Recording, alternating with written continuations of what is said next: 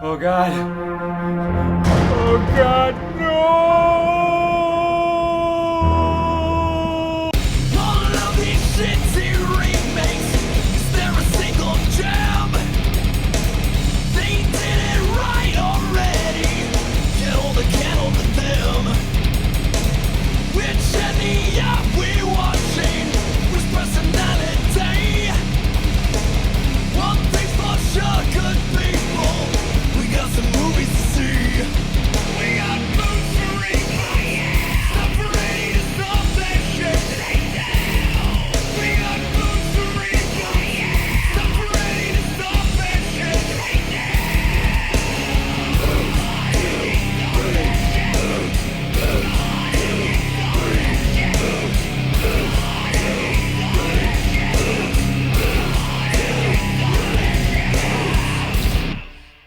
Hello, and welcome back to Boots to Reboots.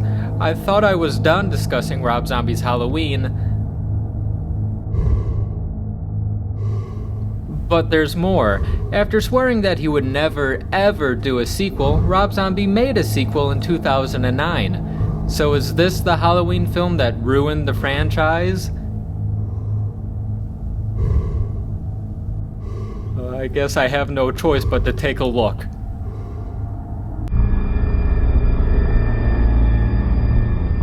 Did you hate the new Dr. Loomis played by Malcolm McDowell? Well, prepare to hate him even more. The new Loomis was already very different from the beloved character played by Donald Pleasance, but in the sequel, Loomis is somehow even more despicable. Are you a real redhead? The original Dr. Loomis was always on the front lines when it came to battling Michael Myers. He was always there to save the main character and to fight Michael in the end. In this sequel, Loomis has written another book titled The Devil Walks Among Us about the events in the remake. So instead of interacting with the main characters, he's too busy giving speeches, doing book signings, and appearing on TV. Loomis spends a lot of his screen time treating his assistant like garbage. When I want your opinion, I'll beat it out of you. On an episode of Talking Dead, Chris Hardwick embarrasses Loomis for obviously being a greedy, egotistical schmuck. I have never, ever been so humiliated in all my life! So the Halloween series has LL Cool J, Tyra Banks, Busta Rhymes, and now Weird Al. Mr. Weird. How are you, Alfred? During the book signing, a man approaches and confronts Loomis about the death of his daughter, Linda. This is my daughter, Linda. Your monster killed her. I know what you're thinking. Well, Loomis in this movie can't be that bad. I mean, it's not like anyone's trying to kill him. Oh my God! I'm gonna kill you, Loomis! I'm gonna kill you, goddammit! Haddonfield, where everyone is either a hillbilly, an asshole, or just crazy. Loomis finally realizes he's hit rock bottom and it's over. He overhears that Laurie has been taken by Michael Myers, and instead of doing the responsible thing and calling Liam Neeson, he runs to the scene where he receives a hero's welcome. I will not pursue you. But if you don't, I will look for you. I will find you. And I will kill you. Good luck. But I question his motives. Does he suddenly care, or is he trying to save face? I don't know if he's trying to right his wrongs or get material for another book. I really scratch my head with the direction of Loomis in the new series. Rob Zombie was trying something completely different, which isn't bad, but Loomis is unrecognizable. No, it's the wrong photograph! I mean, this is old Loomis. This is new. Similar to 1981's Halloween 2, Rob Zombie's sequel begins on the same night immediately after the conclusion of the first film. We meet Laurie moments after she shot Michael Myers in the head. Sheriff Brackett stops her and she is taken to the hospital to be treated for her numerous wounds. We also find out for sure that Annie, survived her encounter with Michael Myers. However, it isn't long before Michael comes back to life and starts killing anyone in the hospital who gets in his way. Of course, the only two black people in Haddonfield have to die. Michael grabs an axe, for some reason labeled fire extinguisher, and chases Laurie to a security outpost. It's okay though, because Wilford Brimley shows up with donuts.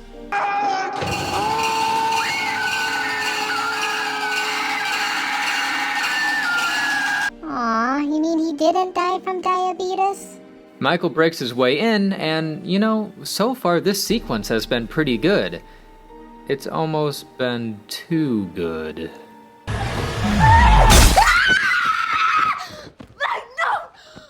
Yep, turns out the whole hospital thing was a nightmare, and that's really the only thing the two sequels share.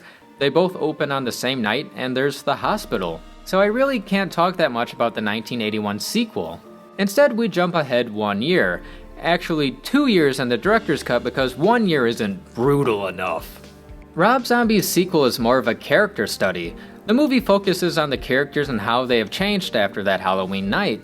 The new Laurie was already different, dumb and annoying, but she changes again. Now she's a traumatized punk rocker working at a record store, has an identity disorder, and is slowly losing her mind.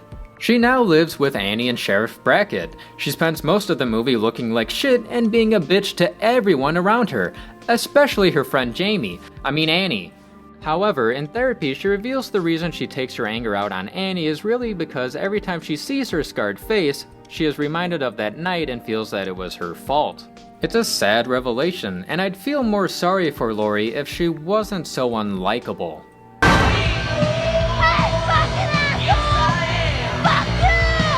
I blame her psychiatrist.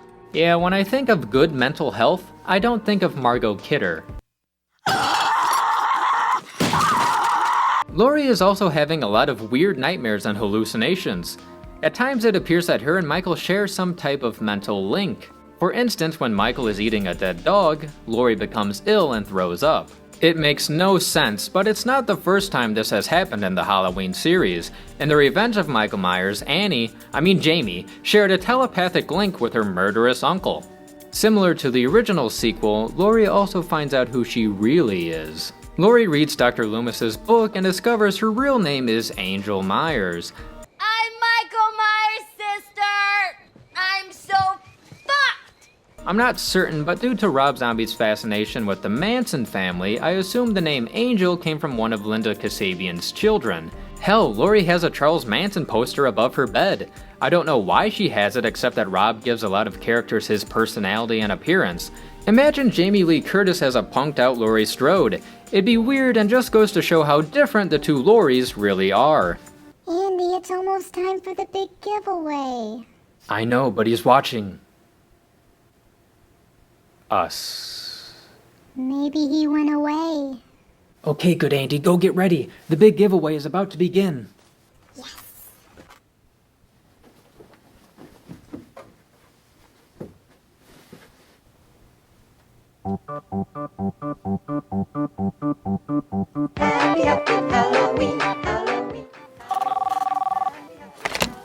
Hello? Ahoy, hoy, Dr. Akoda, shut the fuck up and listen to me. I'm being held against my will. I need help. Hello? It's time. It's time. Time for the big giveaway. Halloween has come. All you lucky kids with silver shamrock masks, gather round your TV set. Put on your masks and watch. All witches, all skeletons, all jack-o'-lanterns, gather round and watch. Watch the magic pumpkin. Watch.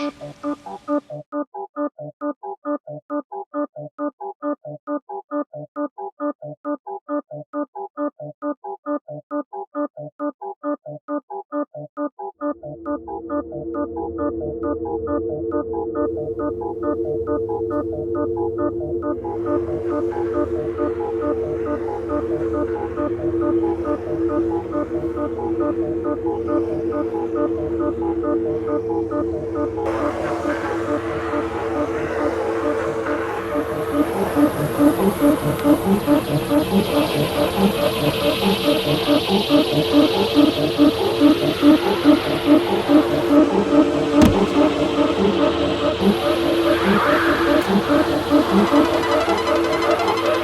the fuck's with all that flashing?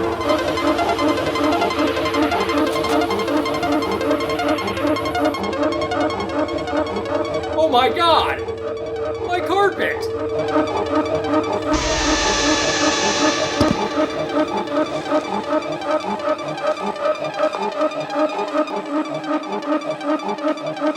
Okay, I guess we'll be right back.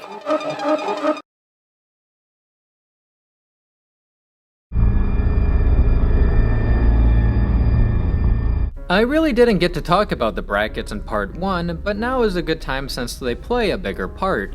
I really like the Sheriff Brackett character played by actor Brad Dourif, better known as the voice of Chucky. That's more like it.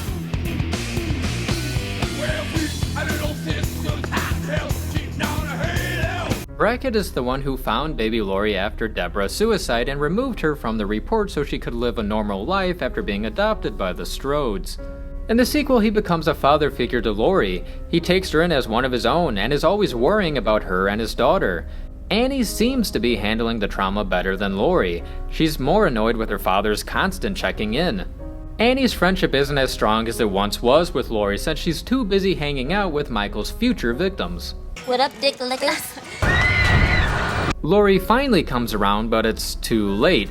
While Lori is babysitting, sorry, that's the old Lori. While Lori is getting shit-faced at the Phantom Jam, Michael breaks in and Annie is attacked once again off camera. Now go have some fun. When Lori returns, she finds her best friend in a puddle of blood and she dies in her arms. You gotta stay with me, you gotta... Annie, stay with me! It's a pretty sad scene, even though Lori was having fantasies about killing Annie.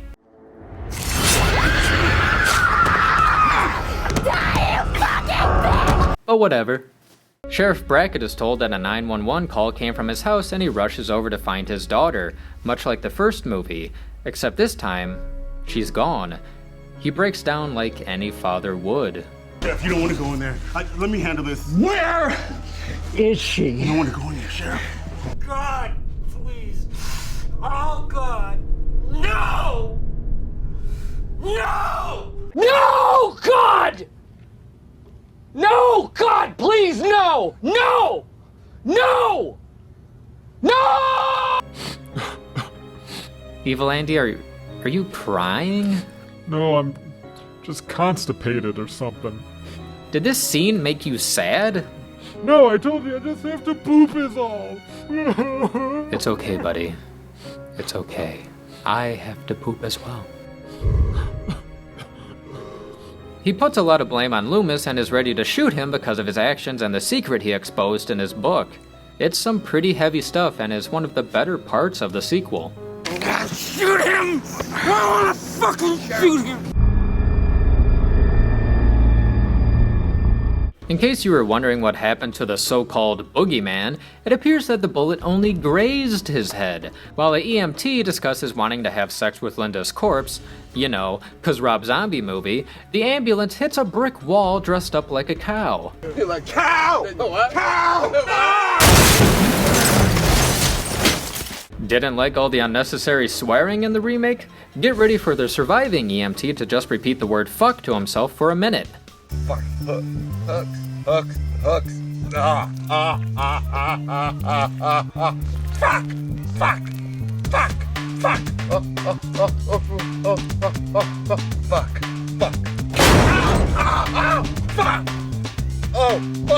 Just when confusion begins to set in, Michael Myers wakes up and then saws the guy's head off with a piece of glass. Michael then looks down the road and sees the ghost of his mother with a white horse. Now this is some weird shit we haven't seen before. The film opens with a flashback of young Michael, now played by a different actor, getting a white horse statue from his mother while in the sanitarium. First he was a juggalo, now he's a brony.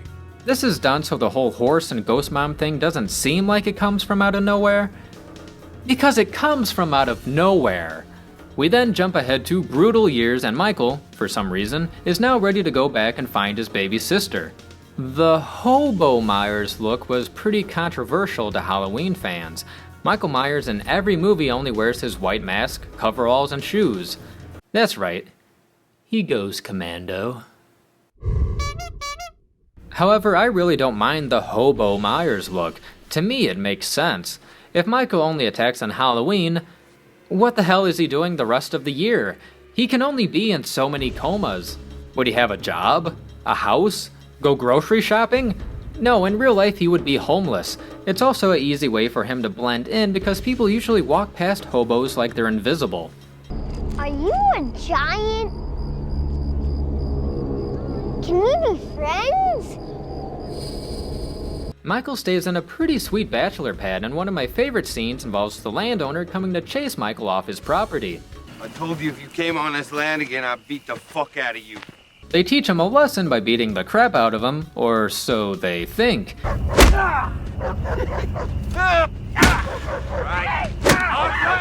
fucking kill him! He pulls out the Shatner mask and then goes into killer mode.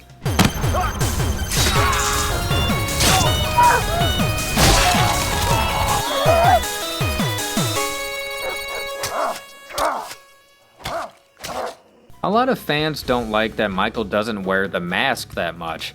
It doesn't bother me except when he's in broad daylight and it's a close-up. To me, it made the mask more special. When he puts it on, run because shit is about to get real. The rest of the movie, he's on his journey to make his family whole again. He even stops off at the Rabbit in Red because revenge or something. After Annie's death, Laurie gets picked up on the side of the road, but Michael captures her by flipping the car. Maybe he spent 2 years watching Incredible Hulk reruns.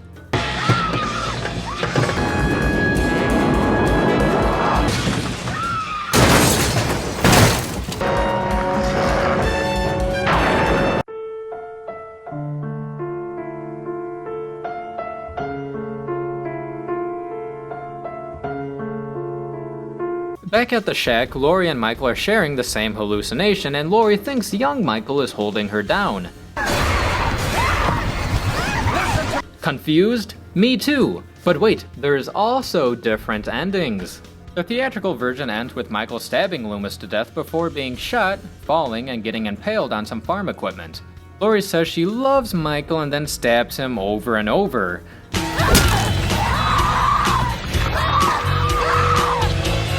Love Shack's just a little old place where we can get together. Love Shack, baby. Laurie comes out wearing the mask, which looks hilarious, and then we cut to Laurie in a sanitarium having visions of her mom and the horse. Is that Gandalf the White? The director's cut ends with Michael Myers and Loomis crashing outside of the shack. Michael, for God in heaven, die!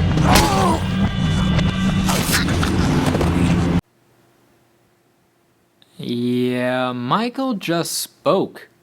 In the original series, he never spoke. The first time he ever said anything was as a kid, and that was in the remake. Adult Michael speaking is out of character. I'm not fully against it. Maybe if his last words were, "I love you" to Laurie or something, it'd be easier to digest. But after nearly 20 years, all you have to say is, die? Die! After killing Loomis, the police open fire and kill Michael.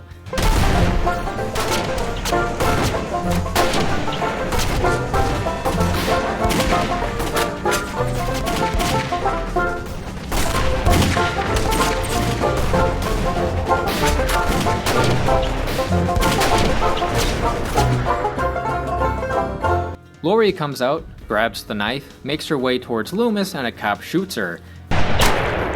Hold your fire! We then cut to Laurie, who is either in the asylum or this is some weird hallucination as she dies.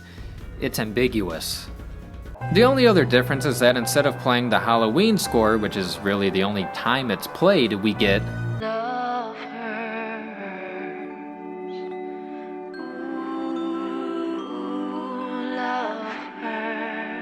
Love hurts. Love hurts? Because people loved it so much the first time. He did that on purpose.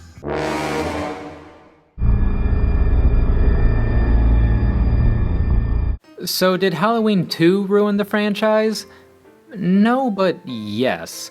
The franchise was dead and ruined before 2007. If anything, be happy you got 2 more movies with Michael Myers. However, you know the Akkad family has been milking this cow for 30 years and want Halloween 3. If they want sequels, I don't know why they let Rob Zombie kill the main characters at the end of each movie. Loomis alone has died like 3 or 4 different times.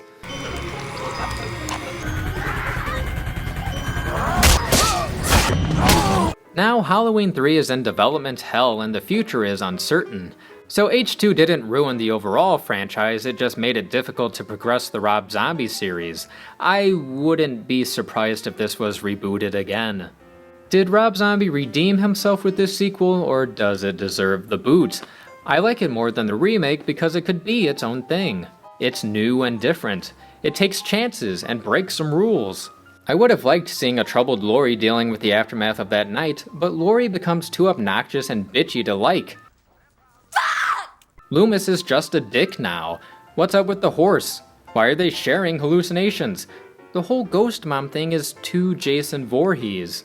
I don't think Laurie deserved to die or go crazy, but it is an interesting tragedy. I guess I really only like the stuff with Sheriff Brackett and Michael Myers. There's less to hate, but the negatives still outweigh the positives. However, I do appreciate Rob Zombie trying to do something fresh with an old franchise, even if it didn't meet fan expectations. His Halloween movies have probably been the toughest to judge so far, but it's getting the boot.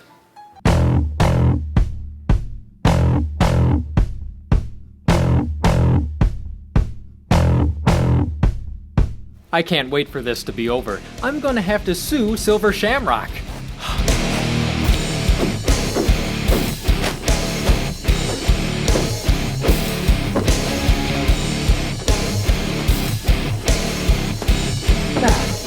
This has been Boots to Reboots. Thanks for watching and happy Halloween. Oh, fuck. Hang on, I got a flashlight around here somewhere. Shit. I'm gonna have to get to the fuse box.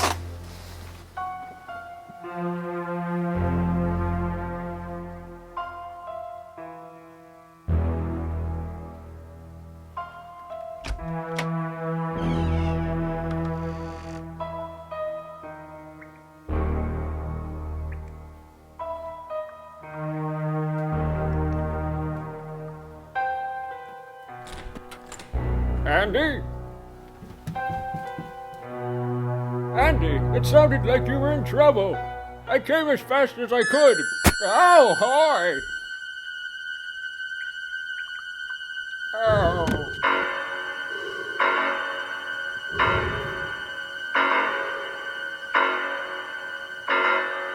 I know nothing about fuse boxes.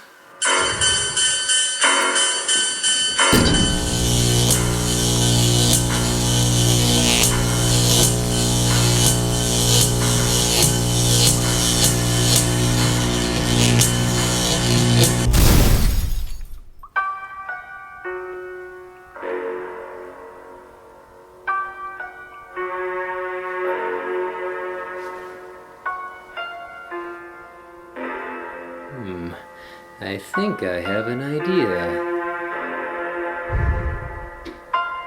I've returned from the store.